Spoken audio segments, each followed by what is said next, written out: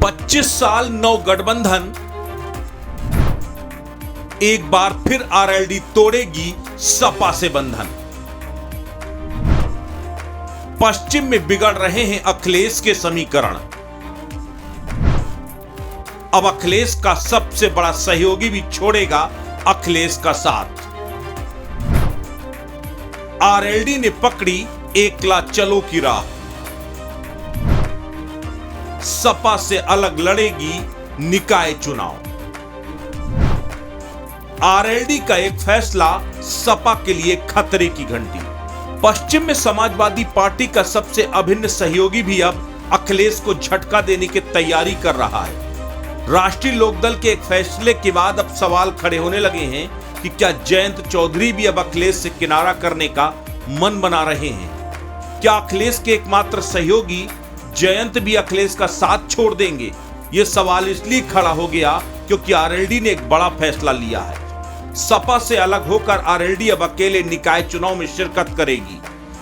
यूं तो राष्ट्रीय लोकदल ने इस ऐलान के साथ ही यह साफ कर दिया है कि हम अपनी ताकत बढ़ाने के लिए, अपनी जमीन मजबूत करने के लिए अकेले निकाय चुनाव लड़ने जा रहे हैं।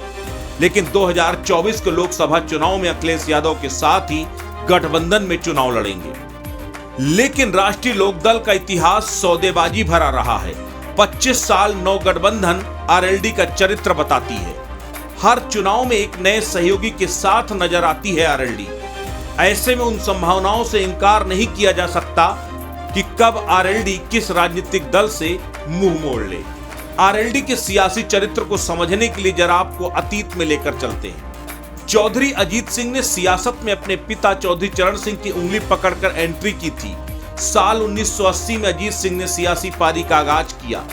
चौधरी चरण सिंह के निधन के बाद 87 में वो लोकदल के अध्यक्ष बने। 88 में जनता पार्टी के अध्यक्ष घोषित किए गए। 89 में अजीत सिंह यूपी के मुख्यमंत्री बनते बनते रह गए। 1999 को छोड़ दे तो अजीत सिंह 1989 के बाद बागपत से लगातार 2014 तक सांसद रहे। जनता दल से अलग होकर चौधरी अजीत सिंह ने 1996 में आरएलडी का गठन किया। साल 1996 के लोकसभा चुनाव में आरएलडी का विलय कांग्रेस में हो चुका था। अजीत सिंह ने कांग्रेस के टिकट पर जीत दर्ज की, लेकिन कुछ समय बाद उन्होंने कांग्रेस से अपना नाता तोड़ लिया। उसके बाद वो संयुक्त मोर्चा का हिस्सा बन गए। देवगौड़ा और गुजराल सरकार में मंत्री रहे। अजीत सिंह अपनी खोई जमीन तलाशने और सियासी मुनाफे के लिए इधर से उधर पाला बदलने की राजनीति करते रहे। 1989 में अजीत सिंह चुनाव हारने के बाद साल 1999 के लोकसभा चुनाव में अजीत सिंह जीते। बाद में बीजेपी से समझौता किया। पूर्व प्रधानमंत्री अटल बिहारी वाजपेयी की अगुवाई वाली सरकार में वो कृषि मंत्री बने, लेकिन बहुत ज्यादा दिन साथ नहीं रह सके। 2002 में अजीत सिंह ने अटल सरकार से इस्तीफा दे दिया। बीजेपी से गठबंधन तोड़ लिया। इसका असर यूपी की राजनीति में पड़ा। मुलायम सिंह यादव के साथ अजीत सिंह की राजनीतिक प्रतिद्वंदिता जबरदस्त थी। बावजूद उसके 2003 में जब यूपी में बीजेपी के गठबंधन से मायावती की सरकार चल रही थी, तब अजीत सिंह ने अपने 14 विधायकों का समर्थन मायावती सरकार से वापस लेकर गिरने का रास्ता तैयार कर दिया। तब अजीत सिंह ने मुलायम सिंह यादव को समर्थन देकर उनकी सरकार बनवाई।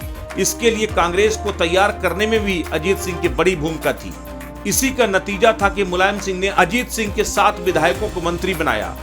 2004 के लोकसभा चुनाव में आरएलडी ने सपा के साथ मिलकर किस्मत आजमाई, जो सपा के लिए फायदेमंद रहा।